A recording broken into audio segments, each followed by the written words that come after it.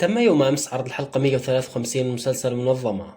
الحلقة كانت قوية ومثيرة وتركت العديد من التساؤلات، خاصة حول مصير كل من كوركوت ونازلي. أولا، بالنسبة لكوركوت فقد شاهدنا ديزدار يتمكن من أخذ كوركوت للانتقام منه بعد كل المتاعب التي تسبب بها، لكن على الأغلب فإن كوركوت هو من سهل على ديزدار القيام بذلك، لأنه يريد الوصول لمعلومات عن أعضاء الشركة، وأفضل طريقة لذلك هي الدخول بينهم حتى لو كان على شكل رهينة. وقد شاهدنا كوركوت يفعل نفس الأمر في الموسم الخامس، حيث سمح لرجال كيت بأن يأخذوه، وبالفعل وصل لمعلومات مهمة ونجحت خطته واستطاع النجاة بالوقت المناسب بمساعدة حمدي.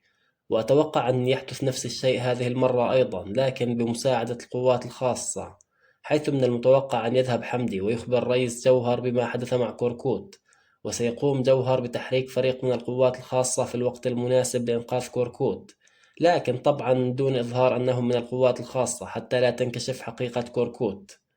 بالنسبة لنازلي فإن الجميع يتساءل عن مصيرها بعد أن تم أخذها من قبل رجال روتكاي.